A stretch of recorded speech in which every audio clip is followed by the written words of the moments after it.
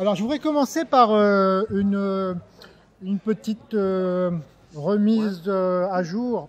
Tout à l'heure, on vous a dit que, sous la coupole, là, on vous a dit que Napoléon était un mathématicien. Ça marche? Non, non. Napoléon a usé de son pouvoir pour avoir un poste dans cette académie. Napoléon a un théorème, on dit le théorème de Napoléon, c'est un théorème de géométrie, et... marche pas, hein? Allô, allô?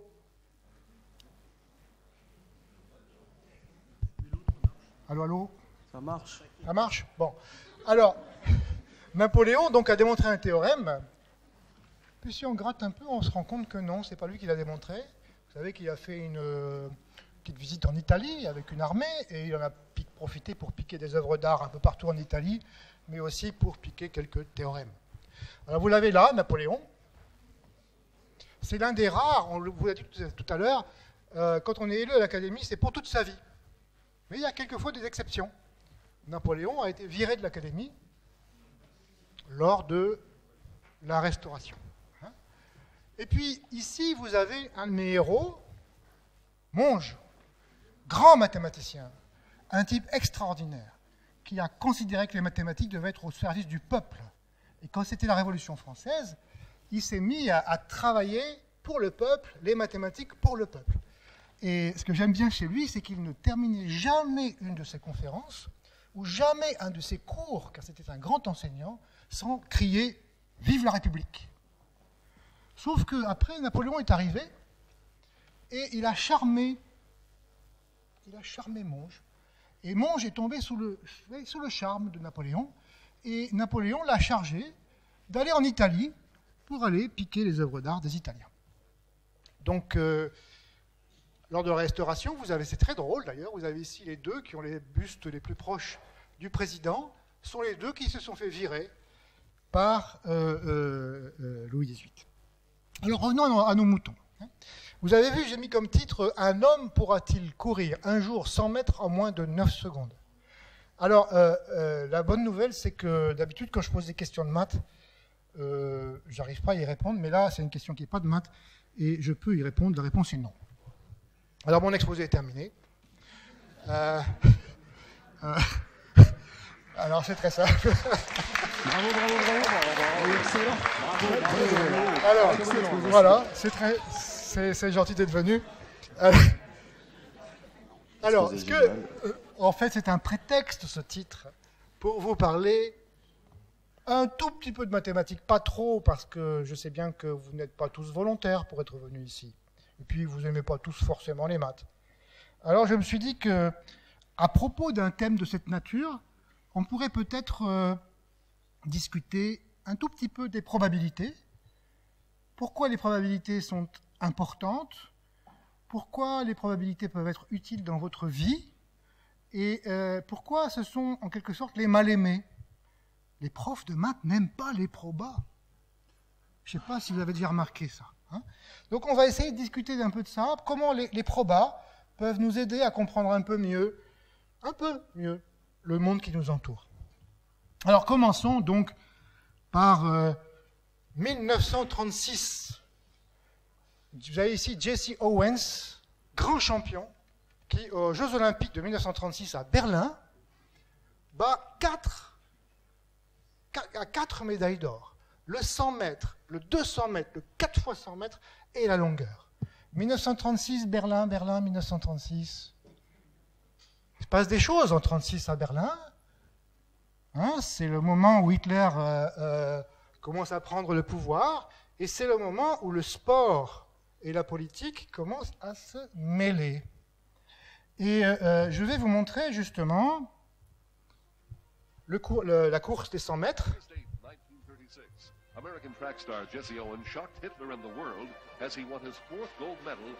Il court vite, hein? 1936. Oh là là. Et derrière, juste après, on voit arriver Hitler. Le public entier, la petite fille qui va donner un bouquet de fleurs à Hitler, faisant le salut nazi. Regardez-moi cette foule. qui fait le salut nazi. Et on dit que lorsque Hitler a vu qu'un noir avait la médaille d'or aux 100 mètres, il a quitté le stade. Écoutez sa jolie voix.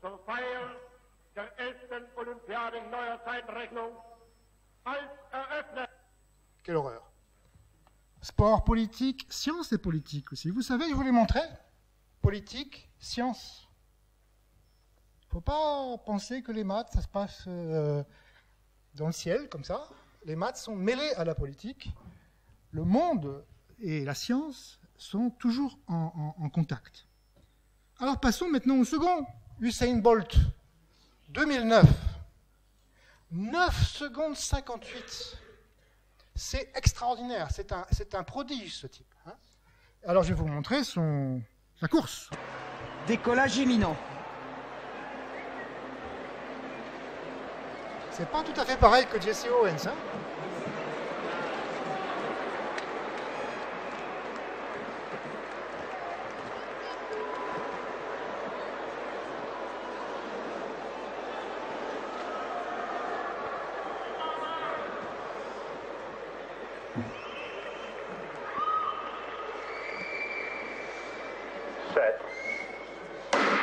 Le premier départ à Gogo, Daniel Bailey, dans et c'est Usain Bolt qui passe. Ça y est, Usain Bolt est parti. L'Express, le TGV est parti. Usain Bolt, 958, record du monde. Usain Bolt recule les limites humaines. Ici à Berlin, cette fois il n'a pas levé les bras. Il a été au bout. Et cette fois, la classe encore une fois a parlé. Usain Bolt sous les 9,60. Et Tyson Gay, je crois, est deuxième. Oui. Et Tyson Gay deuxième, Asaf Powell troisième. Bah, les trois meilleurs sont là. Tyson Gay qui a bien résisté quand même parce qu'il était sous pression d'entrée d'Usain Bolt, qui n'a rien à lui envier sur le départ. Il ne s'est pas crispé pour autant et il a résisté. Alors en passant, vous remarquerez que c'était aussi à Berlin. Et je pense dans le même stade d'ailleurs.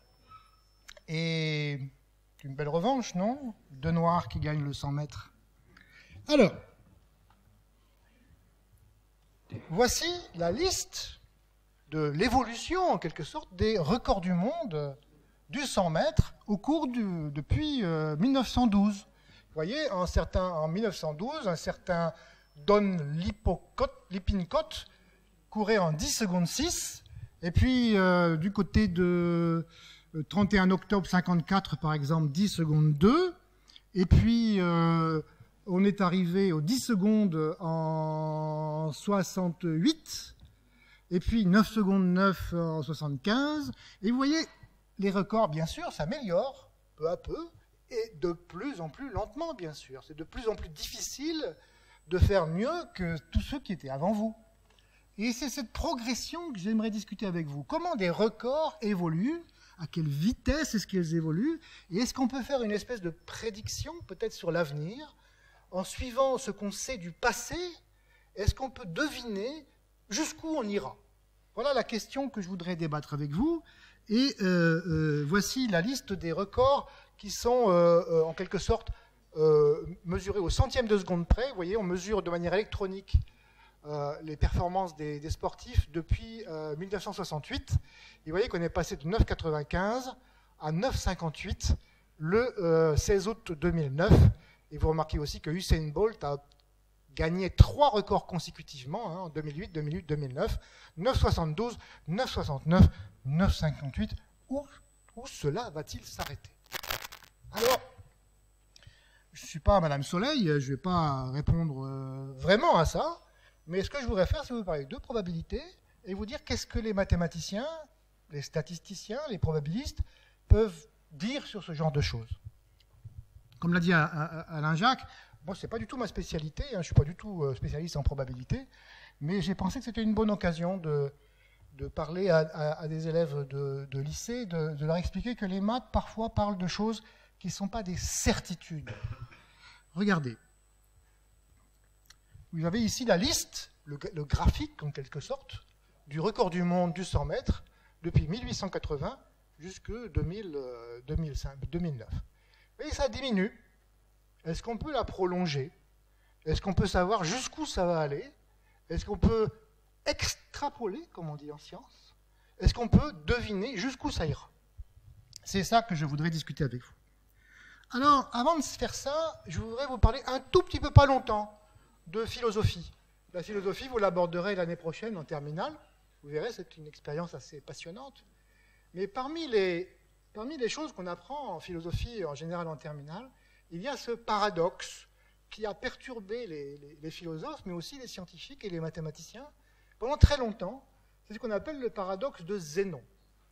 Alors, l'histoire se présente comme ceci. Vous avez Achille, qui est habillé en sportif moderne aujourd'hui, mais Achille n'était pas comme ça.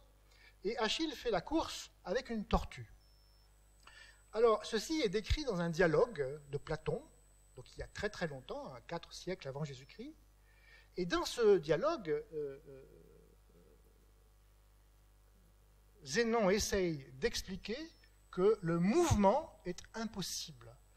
Il explique un paradoxe qui empêche le mouvement. Alors si le paradoxe, Achille court très vite, la tortue avance très lentement, et Achille court après la tortue, et Zénon dit « Je vais vous démontrer qu'il est impossible que Achille rattrape la tortue. » Et voici la démonstration de Zénon. Zénon dit « Voilà, pour que Achille rattrape la tortue, il faut d'abord que Achille aille jusqu'à l'endroit où se trouvait la tortue au départ de la course. Ça prend peut-être 1 seconde. Et pendant cette seconde, la tortue a avancé un petit peu. Peut-être 1/10 de la distance initiale. Et une fois que le Achille est arrivé à l'endroit où était la tortue, il faut ensuite que dans un deuxième temps, elle atteigne le point où la tortue se trouve 1 seconde après. Et puis elle devra faire un pas de plus, et un pas de plus, et un pas de plus, et une infinité de pas. Et par conséquent, pour que Achille puisse rattraper la tortue, il faut un nombre infini de moments, un nombre infini d'instants. Et donc c'est impossible.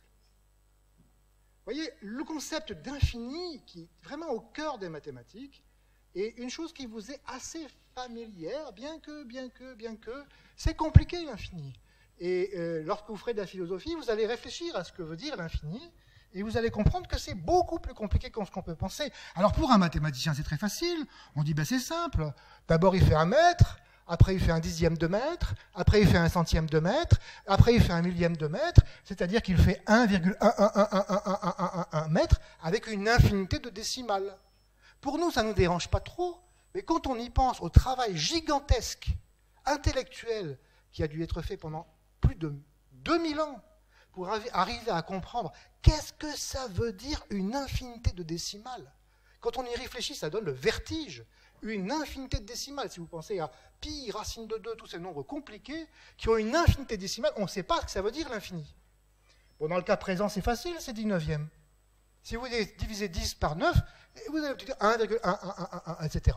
Vous voyez, il y a cette discussion autour de l'infini qui, aujourd'hui, vous paraît facile, sauf erreur, on apprend ça au collège, hein, les fractions et comment on apprend à diviser, même à l'école primaire. Mais ce que je voudrais vous dire, c'est que vous êtes les héritiers de millénaires de réflexion, de gens qui ont Platon, par exemple. Platon est une personnalité fondamentale qui nous a... On ne s'en rend pas compte, mais c'est grâce à des gens comme ça que nous avons notre civilisation d'aujourd'hui. Mais ce n'est pas de ça que je veux parler aujourd'hui, on veut parler de probabilité. Alors regardez, les probabilités, c'est une science mal aimée. Dans cette académie, par exemple, il a fallu attendre très très très longtemps avant qu'on ne puisse élire un mathématicien probabiliste. Parce que les mathématiciens, et particulièrement les Français, considéraient que les probas, ce n'est pas vraiment des maths. Et il a fallu très longtemps avant qu'on puisse donner un vrai statut aux probabilités. La même chose se passe dans l'enseignement, dans les lycées ou dans les collèges. Pendant des années, dans ma génération par exemple, on n'apprenait pas de probabilité parce que ce n'est pas des maths. Aujourd'hui, les différents programmes ont obligé les enseignants à mettre un peu de probabilité, et ce n'est pas facile parce que les enseignants considèrent que ce n'est pas exactement ce pourquoi ils ont été formés. Ils ont raison, c'est un travail de longue haleine, ça prend beaucoup de temps à comprendre que les probabilités, c'est une version des mathématiques assez différente du reste. Par exemple, quand vous démontrez le théorème de Pythagore, vous êtes sûr qu'il est vrai. Sûr qu'il est vrai. Vous avez une démonstration qui est pas discutable, c'est vrai. Quand on démontre un théorème en probabilité, on va dire cet événement va se produire avec une très bonne probabilité. Et c'est ça qui ne plaît pas trop aux matheux, c'est que c'est ni vrai ni faux, c'est très probable. Et nous devons apprendre à réfléchir avec ce concept de probabilité qui est très subtil, qui est très riche. Et je vais vous donner un exemple que je trouve assez symptomatique de ce défaut, particulièrement en France, de l'enseignement des probabilités. Voici le titre d'un article qui est paru dans le journal Libération l'année dernière, où il y a un peu plus d'un an. Accident nucléaire, une certitude statistique. Et pour impressionner encore plus le lecteur, on marque en dessous que les auteurs sont physiciens nucléaires, experts en politique de l'énergie, et l'autre est ingénieur et économiste, président de Global Chance. Eh bien, le croirez-vous? Je suis sûr que vous savez qu'une probabilité, c'est un nombre qui est compris entre 0 et 1, entre 0% et 100%. 0, ça veut dire c'est impossible, 1, ça veut dire c'est sûr. Mais ça n'a pas de sens d'être plus grand que 1. Ça ne peut pas être plus que sûr. Eh bien, vous le croirez si vous voulez, dans Libération, ces experts en énergie nucléaire écrivent des phrases ahurissantes, du genre on serait statistiquement sûr de connaître la... Où est-ce que j'ai vu où est-ce que j'ai vu ça la probabilité est de plus de 100% d'un accident dans l'Union européenne. Vous voyez que dans un journal majeur français, on peut écrire des énormités sur les probabilités. Des énormités. Des choses qui n'ont pas de sens et qui correspondent à quoi? Simplement au fait qu'un ingénieur en énergie nucléaire n'a pas été formé suffisamment bien dans sa jeunesse. Alors, s'il vous plaît, ne faites pas cette bêtise. Réfléchissez avant d'écrire. J'ai écrit à ces messieurs qui se sont excusés en disant que à l'école polytechnique, de leur temps, il n'y avait pas de cours de probabilité. C'est grave, c'est grave. Alors, je voudrais juste vous faire réfléchir un peu sur la différence entre sûr et presque sûr. Par exemple, dans cette salle, vous êtes, je ne sais pas, 140, de ce qu'on m'avait dit. Bon. Vous avez chacun un jour d'anniversaire. Il y a 365 jours dans l'année. Donc peut-être que tu es né le 1er janvier, le 2 janvier, le 3 janvier. Peut-être que tous, vous avez une date de naissance différente. Peut-être. C'est possible. Vous pourriez avoir tous une date de naissance différente. Mais j'affirme que c'est très peu probable. Qu'il est presque sûr qu'au moins 2 personnes dans cette salle sont nées le même jour de l'année. Et quand je dis c'est presque sûr, je l'affirme avec tellement de force que je suis prêt à donner 1 million d'euros. Je dis publiquement devant la caméra, je donne 1 million d'euros si ce que je viens de dire est faux. Qu'est-ce que ça veut dire? Ça veut dire que j'ai tellement une certitude dans les probabilités que je peux affirmer que quelque chose est vrai alors que je sais bien dans ma tête qu'il y a une toute petite probabilité que c'est faux. Mais c'est tellement petit que je la néglige. C'est des choses auxquelles on réfléchit les académiciens du passé. Laplace, par exemple, réfléchissait à quelle est la probabilité en dessous de laquelle je suis prêt à risquer ma vie. C'est des questions intéressantes. Quand vous prenez l'avion, petite probabilité de mourir. C'est tellement rare que tout le monde prend l'avion parce que il n'y a pas trop d'accidents. Donc c'est une question intéressante. Quelle est la probabilité qu'on peut considérer comme négligeable? Et après tout, le fait qu'il y a au moins 2 personnes dans cette salle qui sont nées le même jour, ce n'est pas une certitude, c'est une quasi-certitude. Le théorème de Pythagore, c'est une certitude, mais qui sait, peut-être qu'un rayon cosmique qui tombait sur mon cerveau quand je lisais la démonstration, et peut-être que ce n'est pas vrai. Ce que je veux vous expliquer, c'est qu'il me semble qu'il est important pour des citoyens, que vous êtes, que nous sommes, il est important de comprendre ce que veut dire vrai ce que veut dire probable, ce que veut dire très probable. Et c'est important pour la vie de tous les jours, et c'est important pour réagir correctement face à des articles de journaux de cette qualité. Alors, continuons un peu. Au lieu de dire des choses comme ça, il y a un moment, il faut faire des maths. Et vous avez ici Jacob Bernoulli, l'un des plus grands mathématiciens, qui est l'un des fondateurs, on peut dire, de la théorie des probabilités, qui a écrit l'un des premiers livres de probabilité. Moi non plus, je ne parle pas le latin, mais Ars Conjecturi, vous avez compris, l'art de conjecturer, traité sur les séries infinies. Et c'est l'un des premiers à s'être posé des questions sérieuses, mathématiques, sur les probabilités. Par exemple, il s'est posé la question suivante. En 1709, vous prenez n nombres entiers au hasard, entre 1 et 1000, ou entre 1 et 100, comme vous voulez. Qu'est-ce qu'on peut dire du plus grand? Par exemple, supposons que je prenne 100 nombres entre 1 et 1000.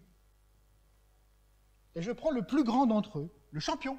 On approche, vous voyez, on approche du champion. Je prends 100 nombres entre 1 et 1000. À votre avis, le plus grand, il va valoir combien?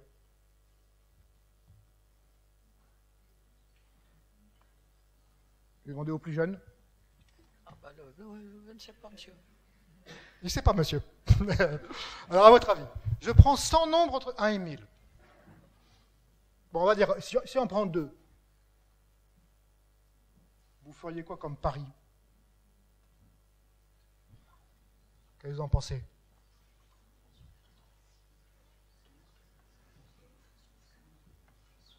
Combien? Par exemple, si je prends 100 nombres entre 1 et 1000 et je prends le plus grand et je trouve 5. Non, c'est pas possible, ça paraît bizarre. Vous auriez une idée un peu? Combien? Ouais, voilà, pas mal comme idée. Alors, écoutez, moi ce que je vous propose, c'est qu'on va essayer de... On va essayer de le faire. J'ai préparé un petit truc. Voilà. On va le faire. Hein. Alors voilà, ça c'est un programme de maths, mais ne vous inquiétez pas trop, c'est pas très grave. On va commencer. Je prends 100 nombres entre 1 et 1000. D'abord, j'ai pris un nombre entre 1 et 100, pardon. Il m'a pris 68. Bon. Maintenant, j'en prends 100. Ah, voyez, regardez. Il m'a pris les nombres 32, 16, 41, 6, 78, etc. Bon. Alors maintenant, je me dis, tiens, à quoi ça ressemble? Bon, ça fait un nuage de points un peu informe. Bon. Alors maintenant, ce que je fais, c'est que je les classe dans l'ordre. Et maintenant, je classe... Ah, regardez. Vous voyez, ce petit graphe-là, il montre le champion en fonction de l'ordre. Au début, on est autour de 88 ou 89, et tout à coup, pouf, le record s'améliore. Et un peu plus tard, pouf, le record s'améliore, et on arrive à 98. Vous voyez? Ce que je voudrais qu'on essaye de comprendre, c'est quand on prend des nombres comme ça au hasard, successivement, comment le recordman augmente. Est-ce que je vais avoir souvent des records, ou bien est-ce que je vais devoir attendre longtemps avant d'avoir un record? C'est exactement la question qu'a étudiée Bernoulli en 1709, comment les records évoluent au cours du temps. Alors là, j'en ai pris 100, mais moi, je vais en prendre plus, hein, je vais en prendre 10 000. Oups. Je vais les classer.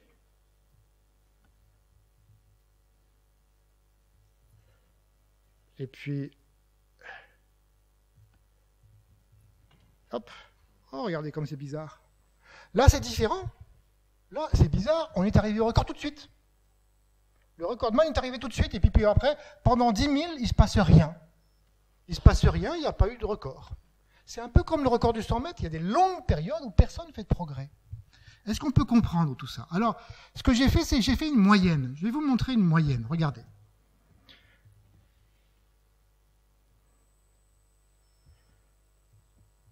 J'ai fait la même expérience, mais je l'ai faite 1000 fois. Voici 1, je prends la moyenne et je demande de dessiner. Et regardez ce qui se passe. Apparaît ce que les mathématiciens appellent une structure. Ça paraissait complètement aléatoire, et tout à coup on comprend qu'il se passe un phénomène, une courbe, qui n'a pas l'air bien méchante, qu'on a envie de comprendre, et qui est ce qu'on appelle une hyperbole. Et c'est ça qu'a fait notre ami Bernoulli il y a fort longtemps. Il a essayé de comprendre comment les records avancent peu à peu au cours du temps. Et il a écrit son article en latin là-dessus. Lui, ce qui l'intéressait, c'est pas les records du 100 mètres. Hein. On ne courait pas le 100 mètres en 1709. Lui, ce qui l'intéressait à l'époque, c'était la durée de la vie. Il voulait savoir combien il y avait de vieilles personnes. Combien de personnes vivent centenaires. C'est ça qui l'intéressait. Parce qu'il pensait à des questions de, comment on appelle ça, de retraite, de pension.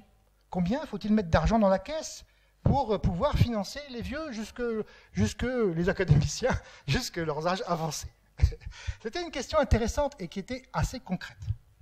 Alors revenons un peu à nos moutons et essayons de comprendre un peu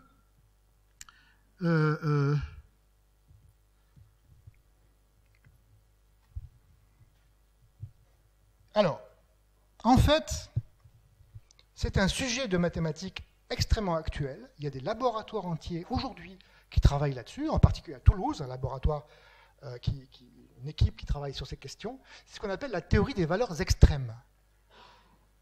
Et je vous donne quelques exemples de questions. Quand vous avez un fleuve qui monte et qui descend avec la Seine qui déborde et des choses comme ça, comment faut-il construire un pont pour être sûr qu'il ne sera pas inondé tous les ans? Est-ce qu'il faut en même temps, on ne va pas faire un pont trop haut, il faut réfléchir, étant donné les statistiques dans le passé, étant donné les statistiques des inondations, à quelle hauteur faut-il construire un pont, par exemple, pour qu'il ne soit pas inondé plus qu'une fois par siècle? Voilà le genre de questions extrêmes qui sont fondamentales et qui sont étudiées aujourd'hui avec beaucoup de vigueur. Mais avant de parler des extrêmes, je voudrais vous parler des moyens.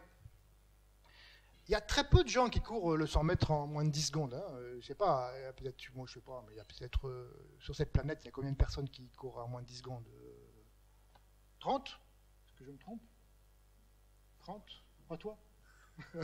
Combien de personnes? Il y a peut-être 30 personnes, peut-être 100 personnes qui courent en moins de 10 secondes le 100 mètres. Et sur cette planète, nous sommes 7 milliards de personnes. Donc, quand on est en train de parler des champions du 100 mètres, on est en train de parler de ce que les statisticiens appellent la queue, les extrêmes, une partie microscopique de la population. Et c'est cette partie microscopique qui nous intéresse, et cette partie microscopique est intéressante dans le sport, mais elle est aussi intéressante quand il y a les inondations. Moi, j'en ai rien à fiche que la Seine soit à tel niveau moyen. Ce qui m'intéresse, c'est savoir à partir de quand elle va engendrer des inondations.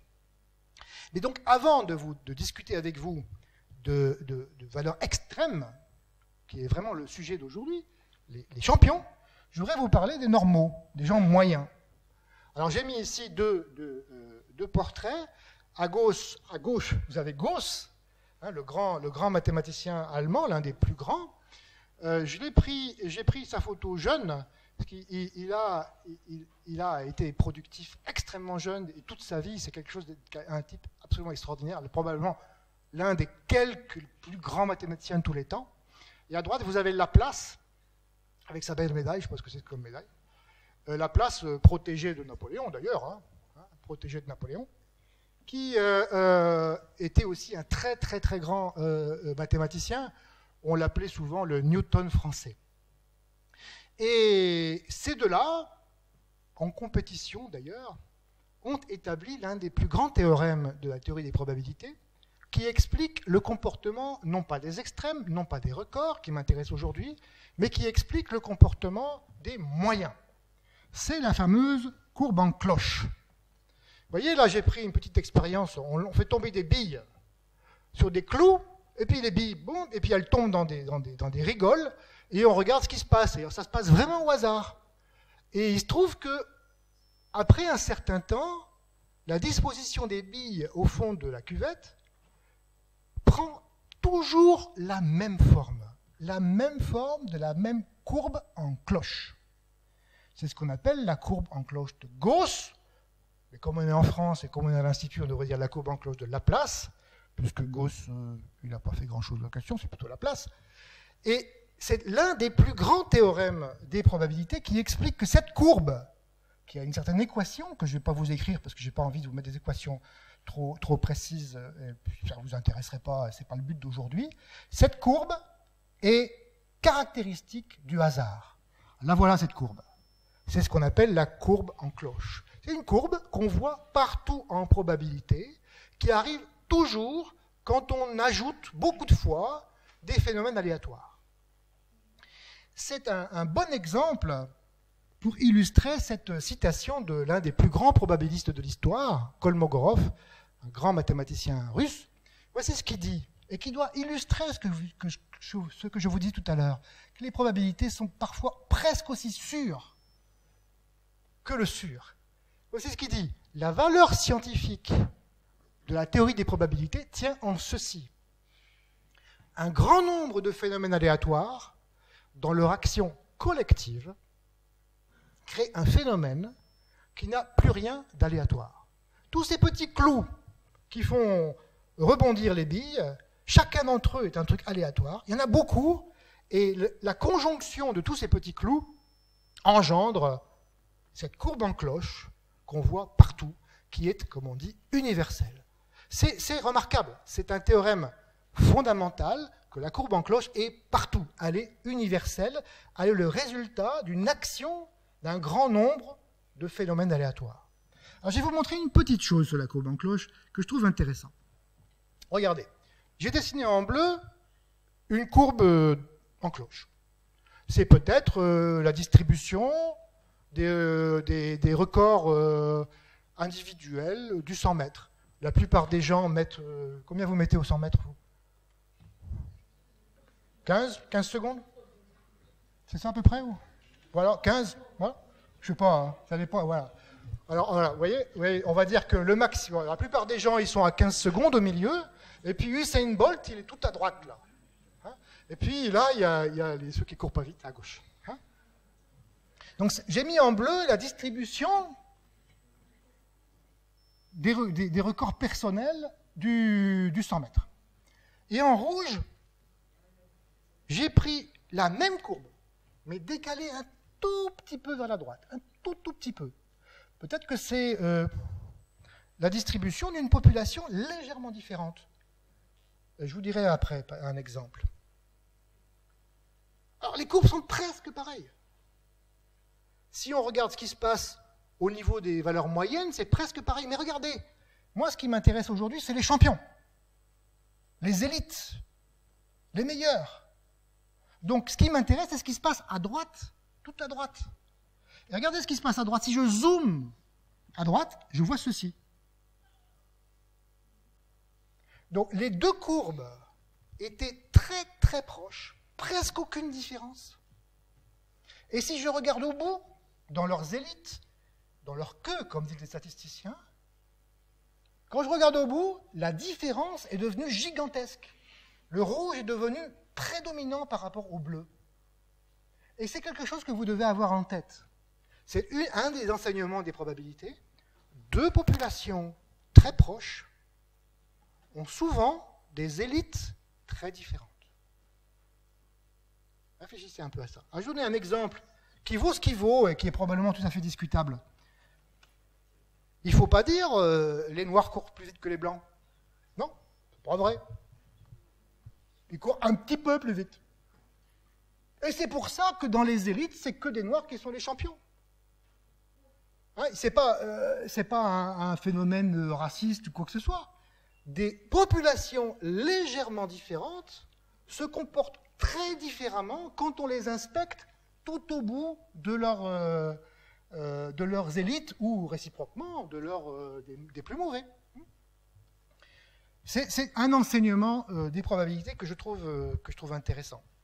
Si on veut comparer deux populations, il faut les comparer dans leur corps, mais il ne faut pas les comparer dans leurs extrémités, parce que dans les extrémités, vous aurez une signification complètement différente. Alors, regardez, c'est une photo que m'a envoyé un de mes étudiants doctorants russes, qui était très remonté contre Poutine. Et il a participé à une manifestation contre les élections législatives à Moscou. Et vous voyez, il y avait des panneaux comme ceci, et ce panneau indique « Je suis pour la loi de Gauss ». Voici une deuxième photo de cette même manifestation. On ne peut pas tromper Gauss. Quel rapport entre Gauss et Poutine? Il y avait un autre panneau, il était marqué « Je crois à Gauss, je ne crois pas à Poutine ». Alors voici l'explication. Quand vous avez des élections, ici j'ai pris les élections, des élections au Mexique, en Pologne, en Bulgarie, en Suède. Vous avez beaucoup de bureaux de vote. Et chaque bureau de vote enregistre un certain pourcentage de participation. Il y a des bureaux de vote où il y a peu de participation, il y a des bureaux de vote où il y a beaucoup de participation, puis il y a des bureaux de vote moyens où il y a une participation moyenne. Alors vous avez ici les 4 courbes correspondant à ces quatre pays. Vous voyez, la première montre vraiment une belle cloche. Il y a beaucoup de bureaux de vote qui ont en moyenne une participation de, j'arrive pas à lire, 40%. Il y en a un petit peu qui ont une participation faible, et puis il y en a un petit peu qui ont une participation haute. J'imagine que la Suède, c'est plus de participation. Donc vous voyez, chaque pays a sa petite courbe en cloche qui illustre la structure en cloche de la participation électorale. Alors maintenant, je vais vous montrer la courbe pour les élections législatives de Moscou. Voici ce que ça donne. Comment vous comprenez cette courbe? Vous voyez, cette courbe, elle monte à droite. Ouf, elle fait un pic comme ça. Cette courbe, elle vous montre qu'il y a une proportion importante de bureaux de vote qui ont eu 100% d'électeurs. Comme c'est bizarre. Cette courbe prouve qu'il y a de la fraude électorale. Cette courbe prouve qu'un grand nombre de bureaux de vote ont prétendu avoir 100% ou 95% d'électeurs, alors que non, ils devaient en avoir beaucoup moins. Voici d'autres courbes pour les élections russes aussi, dans les années précédentes. Vous voyez, ils ont l'habitude de bourrer les urnes, comme on dit. Hein? Voilà une preuve. Une preuve, attention, ce n'est pas une preuve, hein. C'est une preuve au sens probabiliste. Tout semble indiquer que les urnes ont été bourrées. Hein? Voilà un exemple d'application concrète des probabilités, encore une fois, pour que les citoyens ne se fassent pas rouler par les politiques ou par le journal, ou tout simplement dans la vie de tous les jours, pour avoir un regard objectif sur le monde qui vous entoure. Alors continuons à parler maintenant non plus des moyens, mais des extrêmes. Parce que c'est ça que je vous parlais. N'oublions pas, on veut savoir si on peut courir en moins de 9 secondes. Autrement dit, on est en train de parler de toute petite partie de la population, de quelques dizaines d'individus extraordinaires dans le monde. Certains, je me même posé la question, moi je ne me souviens même plus de mon record personnel. C'est quoi le record d'un lycéen normal? Au 100 mètres. Au bac, c'est quoi les... C'est combien? 15-16. Avec 15-16, on a une bonne note? On a une bonne note avec 16 ou pas? Non? Non, c'est par rapport à... Pour voir, parce que 9,58, c'est quand même extraordinaire. Bon, c'est pas grave, pas important. Alors, je voulais vous montrer qu'il y a de la recherche. Il y a de la recherche active, il y a beaucoup de mathématiciens et de statisticiens et de médecins et de spécialistes en médecine du sport. C'est un travail sur lequel personnellement je ne suis pas spécialiste, je vous l'ai dit, mais c'est un travail qui est actif encore. Je vais vous montrer quelques exemples d'articles qui montrent comment on travaille sur ce genre de questions. Alors, regardez, ça c'est un livre qui parle de... vous parlez l'anglais, n'est-ce pas? C'est pas la peine que je vous traduise. Alors, voici un autre article, statistique des valeurs extrêmes dans les sports de l'athlétisme. Un long article, enfin, tu vois, vous voyez, de la page 127 à 153. Je vous ai épargné les équations, c'est plein d'équations. Et puis, encore un autre, peut-être. Vous avez ici un article plus récent qui explique l'évolution des records en athlétisme. Et la vraie question qui se pose pour ces gens, c'est, encore une fois, je n'en suis pas, hein, la vraie question qui se pose, c'est, dans l'évolution des records, il y a deux phénomènes qui entrent en jeu. Le premier, c'est l'amélioration, je sais pas, de la forme physique, de l'entraînement, de l'alimentation, toutes ces choses qui font qu'on court plus vite aujourd'hui que ce qu'on faisait il y a 100 ans. Donc ça, c'est un phénomène, en quelque sorte, de fond qui progresse continuellement et de manière non aléatoire. On peut dire ça progresse tranquillement. Et il y a un deuxième phénomène qui se superpose à ce premier, qui est le phénomène aléatoire, la chance. Hein, quand on court le 100 mètres, des fois on est en forme, des fois on n'est pas en forme. Donc il faut imaginer que le record du monde est une superposition d'un phénomène déterministe et d'un phénomène aléatoire. Et le travail de ces spécialistes, dont je vous montre quelques articles, consiste à essayer de distinguer ce qui, regardez, c'est écrit, ce qui distingue l'effet statistique des améliorations réelles. Qu'est-ce qui est plus important? Est-ce que, après tout, peut-être que Usain Bolt, il a eu de la chance? Si ça n'avait pas été lui, ça aurait été un autre? Ou bien est-ce que Usain Bolt bénéficie de son entraînement et de sa technique d'entraînement, de son alimentation, ou de ses chaussures, ou de la qualité du revêtement de sol? Toutes ces choses-là sont fondamentales. Quel est le poids relatif dans ces deux phénomènes? Quel est le phénomène important? Et c'est ce genre de choses qu'on étudie dans ce genre d'article.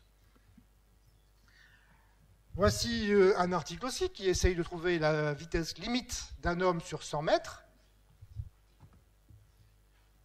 Et voici un article plus ancien par un mathématicien allemand qui, lui, a fui l'Allemagne nazie en 1936 pour venir s'installer dans notre doux pays français, et même dans la belle ville de Lyon. Et il a travaillé et écrit l'un des articles majeurs sur la théorie des valeurs extrêmes. Oui, on peut même lire le début ça va, hein. Considérons les résultats d'un nombre fini n d'observations portant sur une distribution statistique illimitée. Parmi ces résultats, il y aura toujours une valeur ou plusieurs qui dépassera toutes les autres, le champion, tout en restant fini, puisque évidemment nous ne pouvons observer que des valeurs finies. Il s'agit de préciser cette valeur maximum et d'analyser la manière dont elle croît avec le nombre des observations. Voilà, c'est vraiment le problème qu'on a discuté depuis tout à l'heure. On veut comprendre comment ça se comporte, les résultats d'un championnat au cours du temps. Mais quelques pages plus tard, il y a beaucoup d'équations. Hein, c'est pour vous montrer, il y en a quelque chose comme 150 ou 200 pages d'équations là-dessus. Et ce monsieur démontre un théorème. Un théorème que je ne vais pas vous énoncer vraiment, mais qui est dans le même esprit que le théorème de Gauss-Laplace. Le théorème de Gauss-Laplace, je vous l'ai dit, ils ont dit comment se comporte la moyenne. Et on dit que ça se comporte comme une courbe en cloche. Mais le théorème de Gauss-Laplace ne parle que de la moyenne, il ne parle pas de l'élite, il ne parle pas des champions. Le théorème de Gumbel est un théorème qui parle des élites, il parle des champions.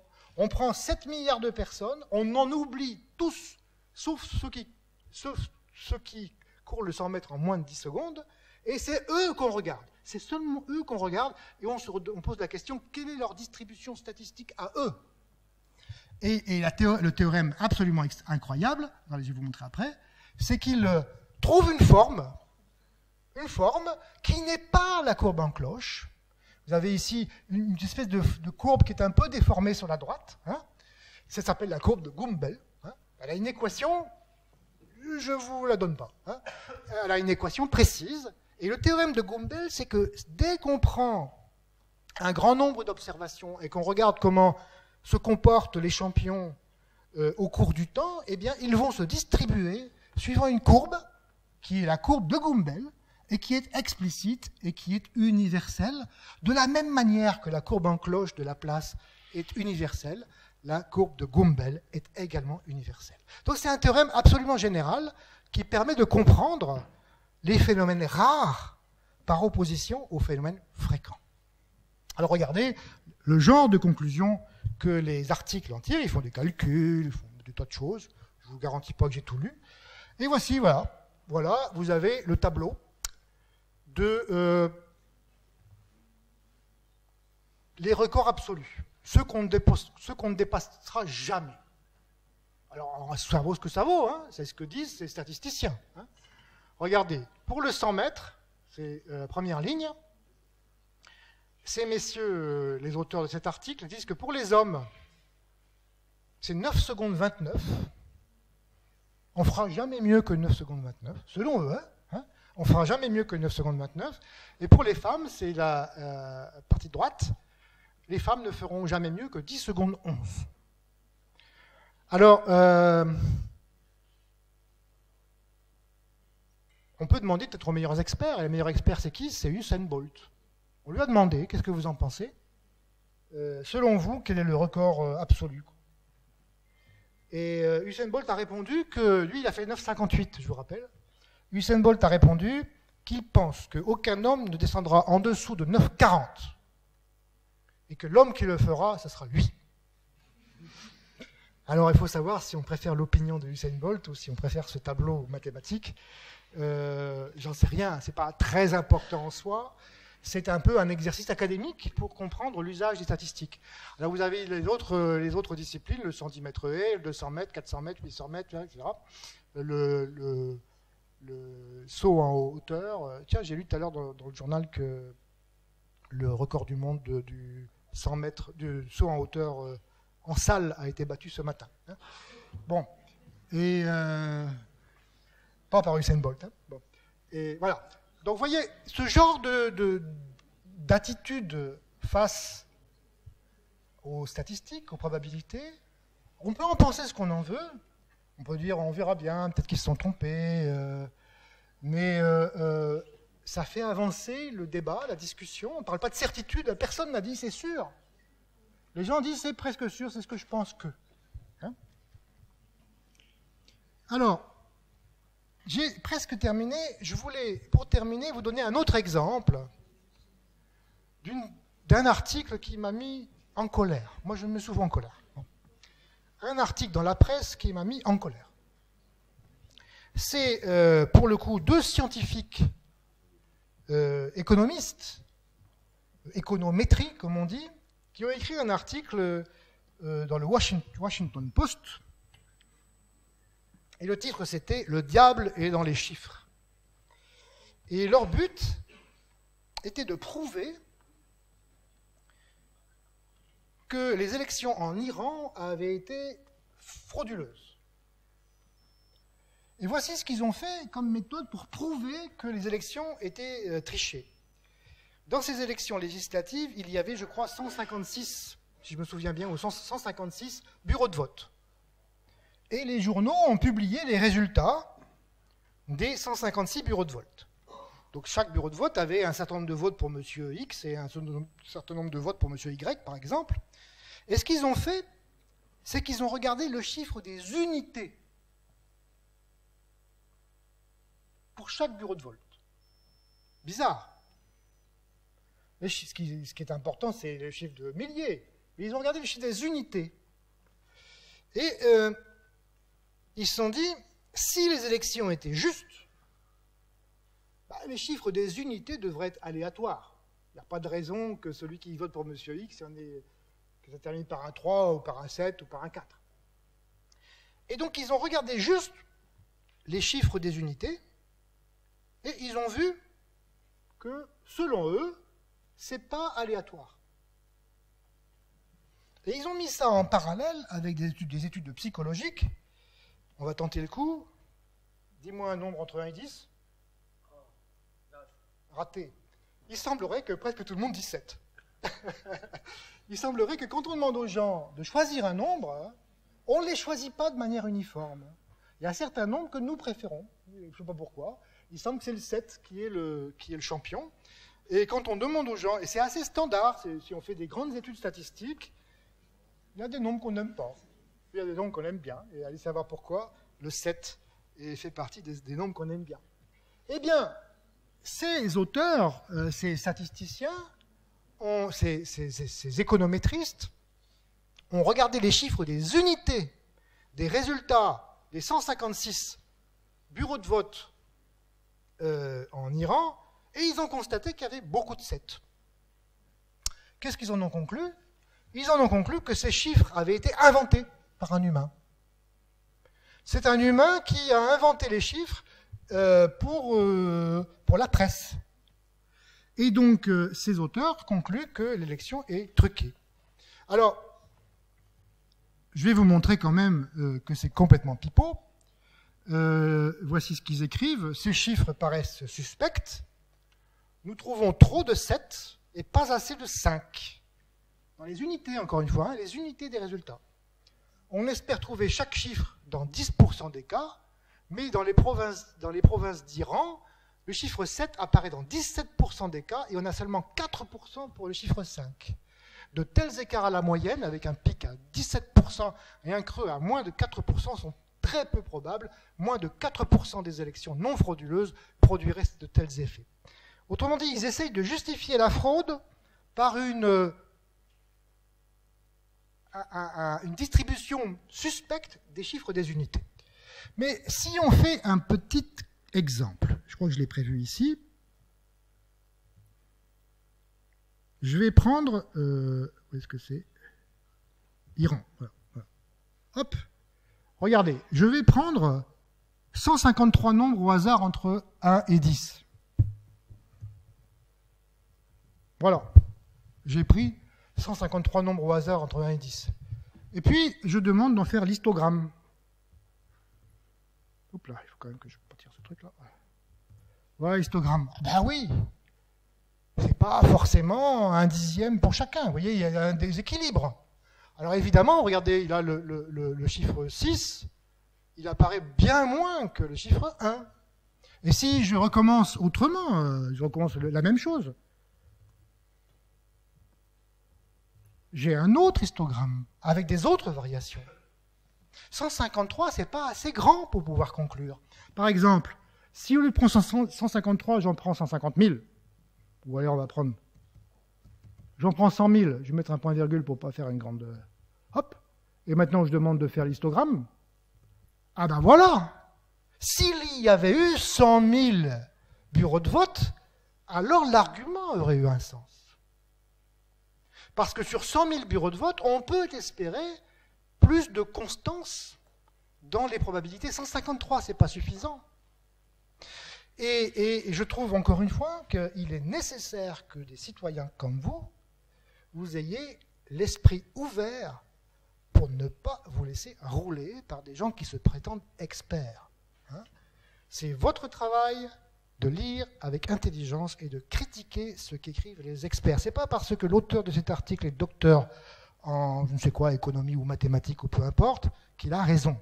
N'écoutez pas les gens au pouvoir. Voilà.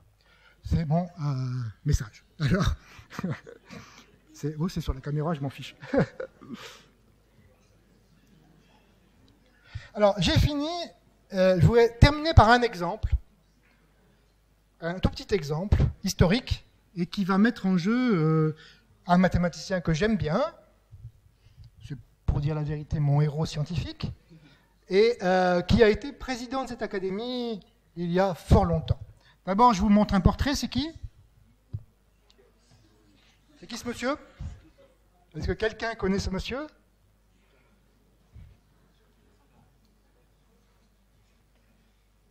Personne ne connaît. Ça ne vous dit rien. C'est Dreyfus.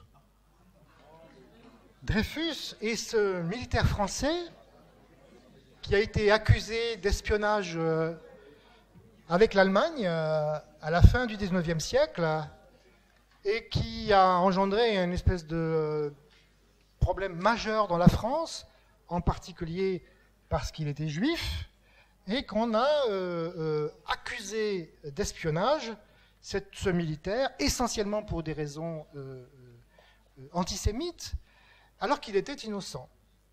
Et la France entière a été passionnée par ce cas, Et voilà, j'entends le j'accuse. Enfin, c'est un événement important dans notre histoire. Qui est ce monsieur? Oui, il a marqué son nom dessus. Monsieur Bertillon. Monsieur Bertillon, il a beaucoup d'avantages, bien sûr. Mais Monsieur Bertillon, c'est l'inventeur, on peut dire, de la police scientifique. C'est lui qui a commencé à dire qu'il faut prendre les photos des gens d'une manière un peu standard, de face, de profil, et puis il faut mettre la largeur du nez, des oreilles, etc. Et Monsieur Bertillon était en charge de l'un de ceux qui étaient en charge de l'analyse de la situation de Dreyfus, et il a écrit un texte accusant Dreyfus sur la base des probabilités. Il a écrit un long texte dans lequel il a analysé les manuscrits, les lettres de Dreyfus, et soi-disant, par des démonstrations probabilistes, il en concluait que Dreyfus était coupable. Maintenant, nous savons que ce n'est pas vrai, qu'il n'était pas coupable. Alors, ce qui s'est passé, c'est qu'au deuxième procès de Dreyfus, eh bien, la justice a voulu savoir quelle est l'opinion de l'Académie des sciences. Et donc, on a demandé l'opinion de l'Académie des sciences. À l'époque, Poincaré était le président de l'Académie, et il a pris ce travail très au sérieux.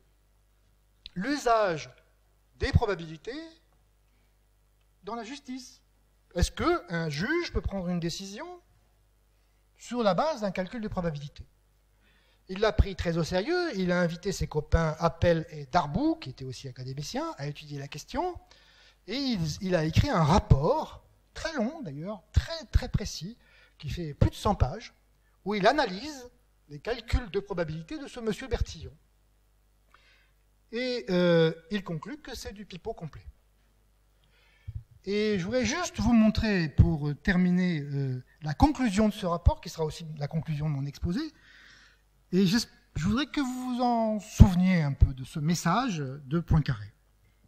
Voilà, notre Poincaré. Il a l'air sérieux comme ça. Hein. Voici la conclusion de son rapport. En résumé, écrit-il, tous ces systèmes sont absolument dépourvus de toute valeur scientifique. 1. Parce que l'application du calcul des probabilités à ces matières n'est pas légitime.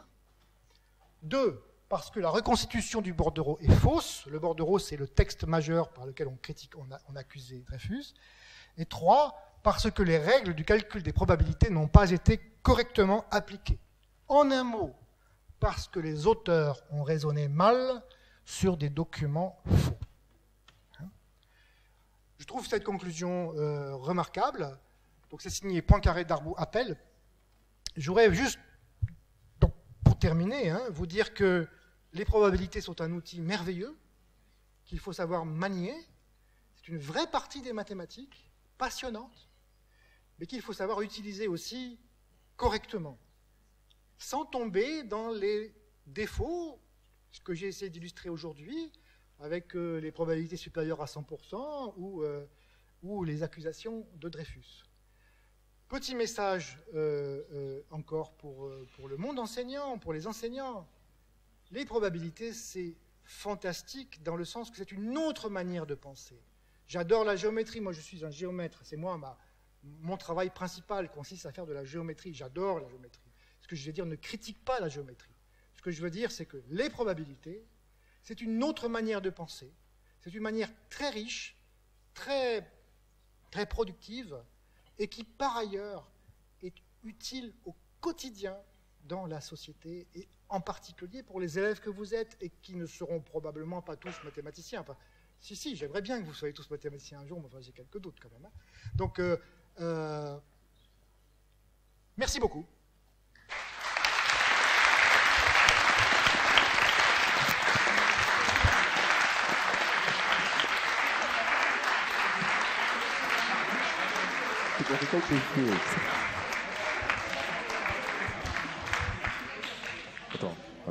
On a le temps pour quelques questions et une fois de plus, on va essayer d'organiser le fait que vous puissiez...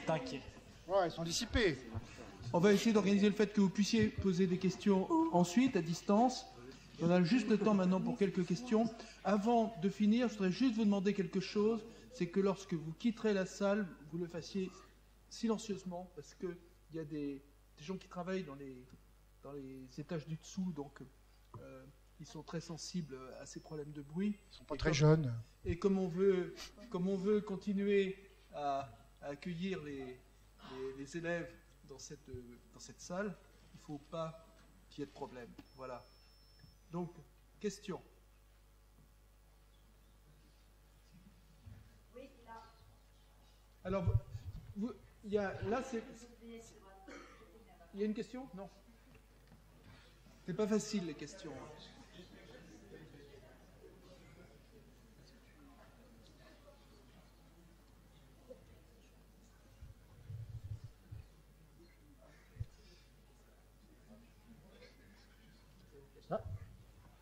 Darboux, qui était un grand géomètre, s'était beaucoup intéressé aux probabilités. Donc, la question, c'est de savoir si Darboux, qui signe cet article, s'est intéressé aux probabilités. La réponse est non. Encore une fois, Poincaré s'intéressait à tout. Et plus précisément, tout à l'heure, quelqu'un demandait si les académiciens étaient aussi des enseignants. C'est le cas de Poincaré, qui était professeur à la Sorbonne. Et il enseignait tous les ans un cours sur un sujet différent. Et visiblement, c'est même pas lui qui choisissait les thèmes de ses cours, ce qui fait que toute sa vie, il a enseigné des choses nouvelles qu'il découvrait. Et par exemple, on dispose d'un livre qui s'appelle Leçons sur les probabilités, écrit par Poincaré, et quand on lit les lettres personnelles de Poincaré, on se rend compte qu'au début, ça ne l'intéressait pas trop de faire un cours là-dessus, mais il était un peu obligé. Et ce livre de Poincaré sur les probabilités a été très important pour la suite de son travail mathématique, en particulier dans la mécanique céleste, mais aussi dans la théorie des nombres. Et c'est intéressant de voir qu'il y a cette fusion entre tous les sujets qui est remarquable chez Poincaré. Darboux est un très grand géomètre, vraiment, c'est mon arrière-arrière-grand-père, dans le sens mathématique. Hein. C'est le directeur de thèse, du directeur de thèse, du directeur de thèse, de mon directeur de thèse. Et Darboux est un très grand géomètre, mais à ma connaissance, Darboux n'a jamais étudié quoi que ce soit de probabilité. Et on peut même dire la même chose de Appel, qui était un géomètre algébriste, certainement très éloigné des probabilités aussi. Mais on fera remarquer que la signature n'est pas par ordre alphabétique. Poincaré, Darboux, Appel, à mon avis, le rapport a été complètement écrit par Poincaré. D'ailleurs, moi qui connais bien le style de Poincaré, je peux garantir que c'est lui qui l'a écrit. Oui. Ouais, ça marche. Alors j'ai une question. C'est qu'on a vu, d'un point de vue mathématique, que c'était impossible de descendre en dessous de 9 secondes 29. J'ai pas dit ça. Ouais. Selon certaines études. Ouais. Mais est-ce qu'il y a des études physiques par rapport à la mécanique ou des trucs comme ça sur le corps de l'homme qui prouvaient ça ou pas?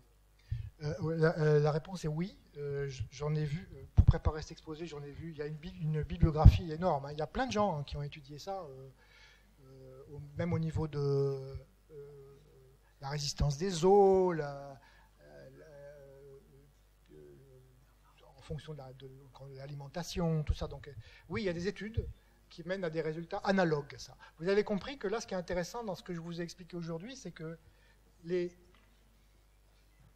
prédictions pour le meilleur record qu'on puisse jamais faire, finalement, sont assez indépendantes de l'entraînement ou de toutes ces choses-là. C'est juste, on regarde la courbe et on essaie de voir comment elle va continuer. Mais la question est tout à fait intéressante, mais je ne peux pas y répondre. À part que j'ai vu que ça existe plein d'articles et que je ne connais pas.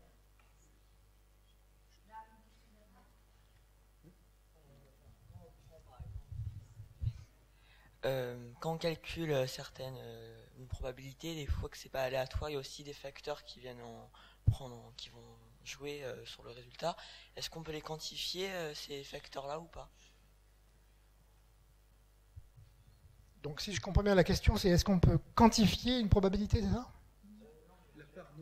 La part non aléatoire d'une probabilité, c'est une question compliquée. Hein. Alors il faut d'abord voir que même le mot probabilité a beaucoup de sens différents. Hein. Par exemple, si je lance une pièce pile ou face et je dis la probabilité c'est 1/2 que ça soit pile, quand je dis cette phrase, ça veut dire que dans mon esprit, je sais que si je fais très souvent l'expérience, 1 fois sur 2, en moyenne, ça va tomber sur pile. Mais il y a des situations très différentes. Il y a des situations où on n'a pas l'occasion de refaire 1000 fois ou 10 000 fois l'expérience. Je donne un exemple très simple. Quand le comité sur le climat, le GIEC, écrit que la probabilité que le niveau des mers augmente de, je ne sais plus, 1 mètre d'ici 100 ans est de 95%. Ils écrivent ça. Qu'est-ce que ça veut dire? Ils ne vont pas faire 1000 fois l'expérience. L'événement ne va se produire qu'une seule fois. Et donc ça n'a aucun sens de dire je vais faire 1000 fois et je vais voir ce que ça donne. C'est une autre version de la probabilité qui consiste à dire la probabilité c'est aussi l'évaluation de ce qu'on en pense à un moment donné avec une connaissance donnée. Par exemple, on peut dire, en caricaturant, si je dis 95% de chances que le niveau des mers monte dans 100 ans, ce que ça veut dire en vrai, c'est que 95% des experts le pensent. En leur âme et conscience, 95% des experts pensent que ceci.